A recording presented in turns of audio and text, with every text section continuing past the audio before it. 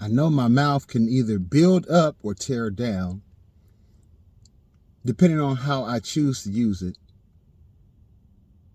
I know my thoughts can either, solidify a foundation, or they can break up fallow ground, right?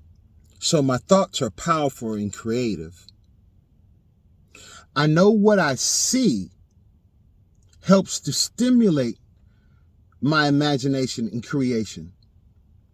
Not just what I see tangibly, but what I see in the spirit, because what I see in the spirit is what is going to manifest. Not what I already have or what I already see that I have, but what I see. Future tense, coming tense. What I see years down the line, legacy. That's what's going to manifest. What I hear, what I choose to take in, what I hear. That's what I vibe with. That's what my frequency changes to, depending on what I hear.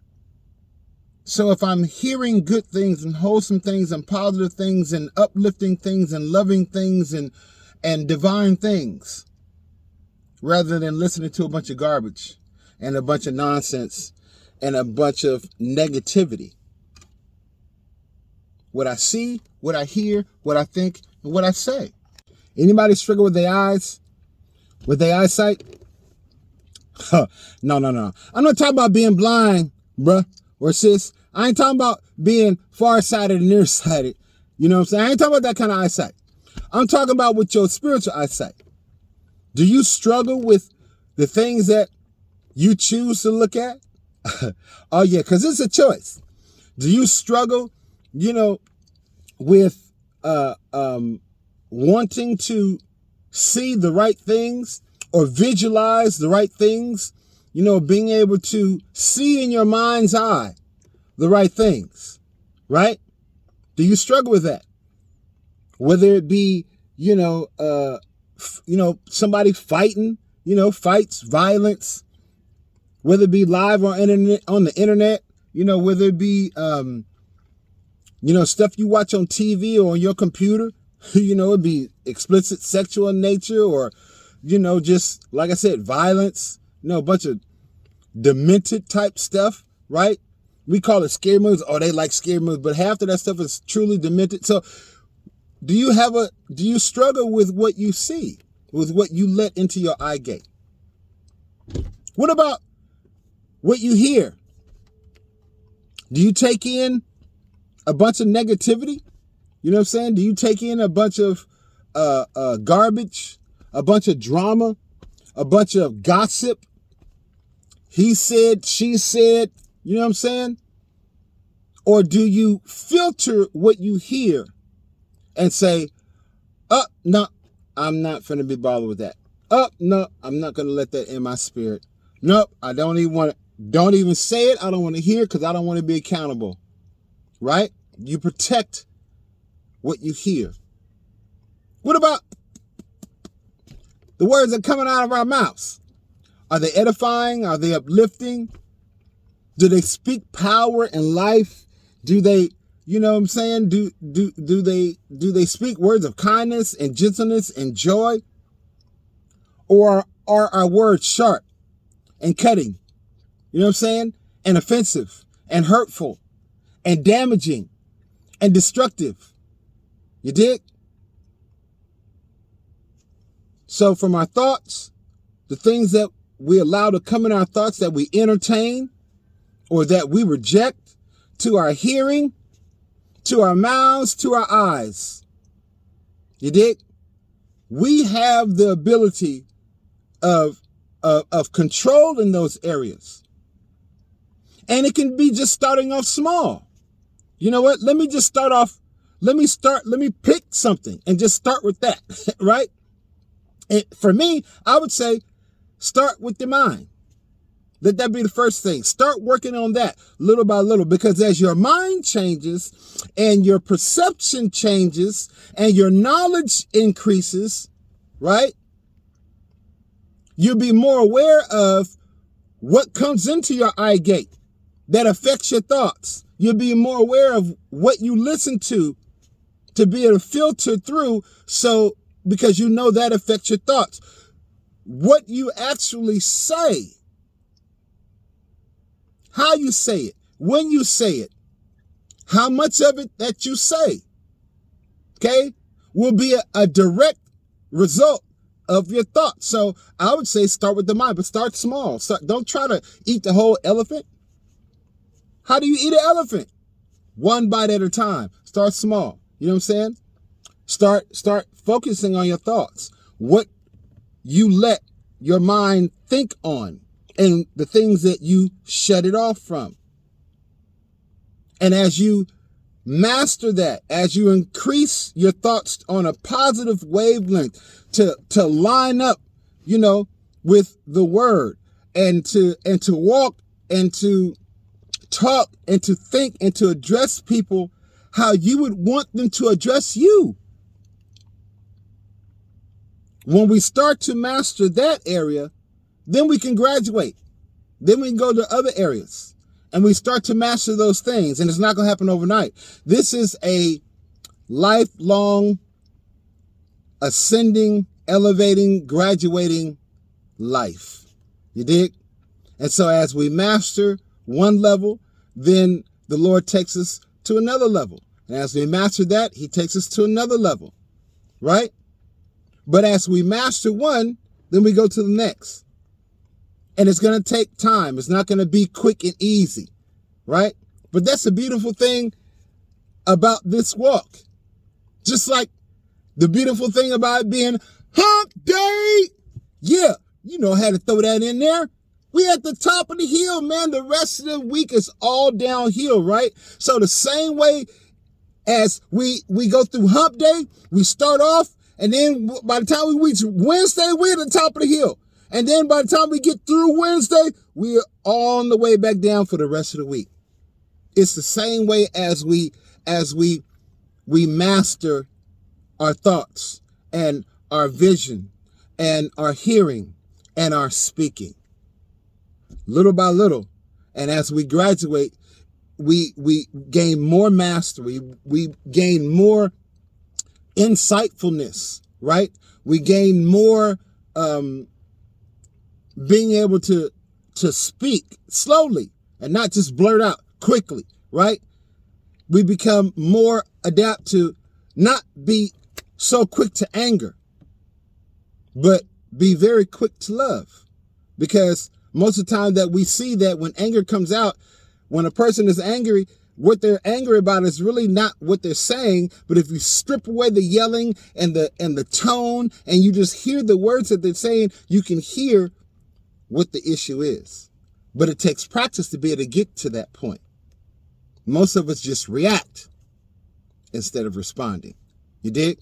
So we're gonna see what the scripture says, and then I'm gonna let y'all go on and enjoy y'all day. All right?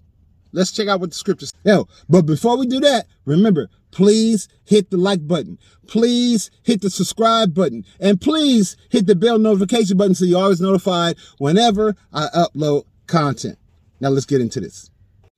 The scriptures come out of Matthew 25 and verse 23. And it reads, "And his Lord said unto him, Well done, good and faithful servant.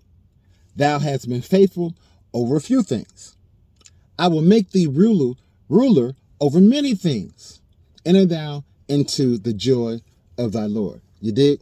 Let's talk about it. Now, I was just using, your mind, your eyes, your ears, and your mouth as just an example, right, of how you can start off small and then you can master that thing. And when you've mastered that thing, then you can go on to bigger and more challenging things, right? And again, it could be whatever God has called you to do. Maybe it's the areas of your gifts. Maybe it's your job. Maybe it's your ministry.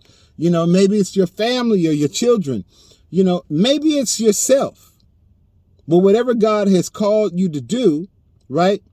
Do it to the best of your ability and master it a little at a time.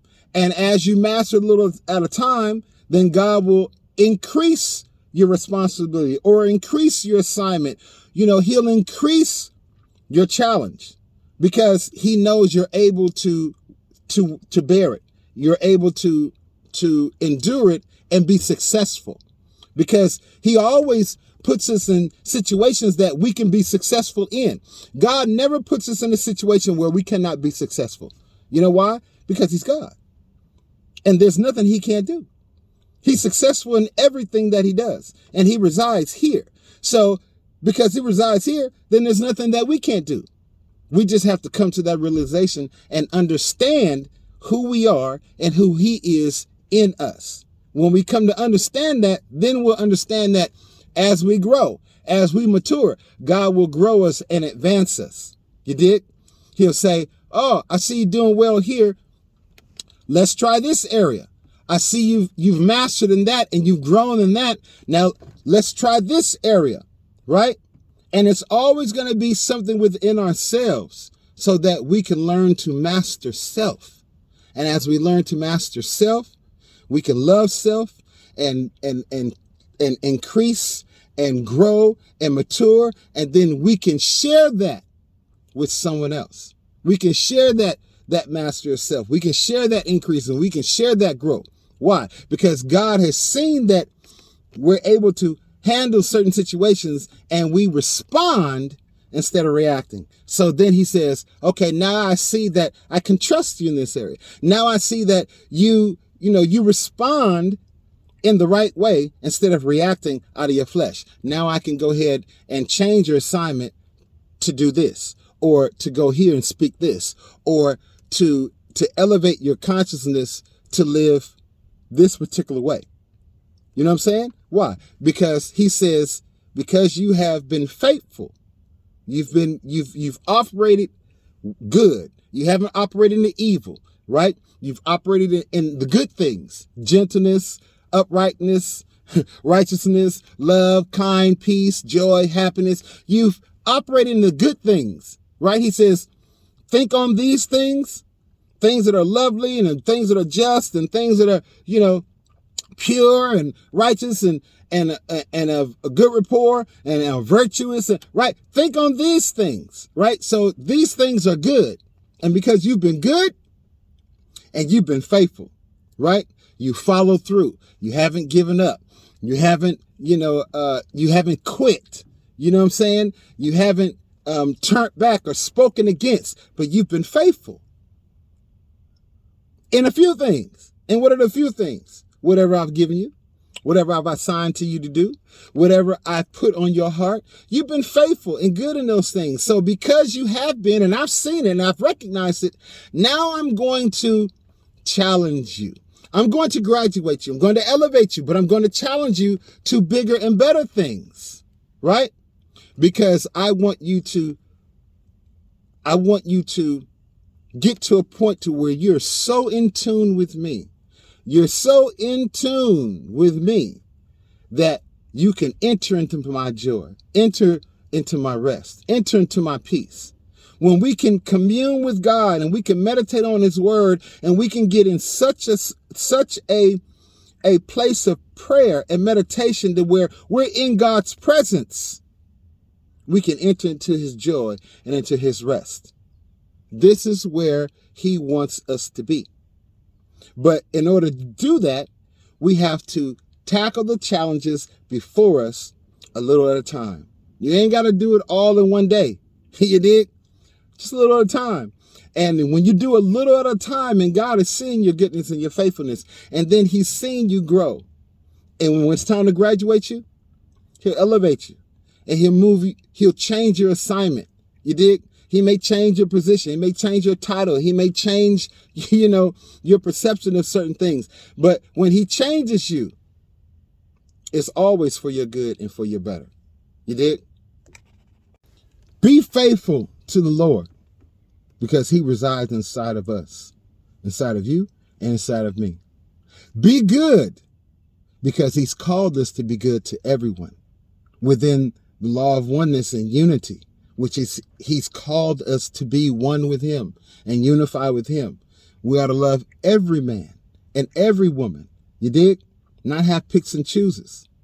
But let's do these things to the best we can so that God can elevate us in his timing. This is your man, Levon. One love. Remember, Lamella E. Love, uplift, motivate, inspire, learn, laugh, encourage, and enlighten. Remember, we can unify. You dig? Your man, Levon. I'm out.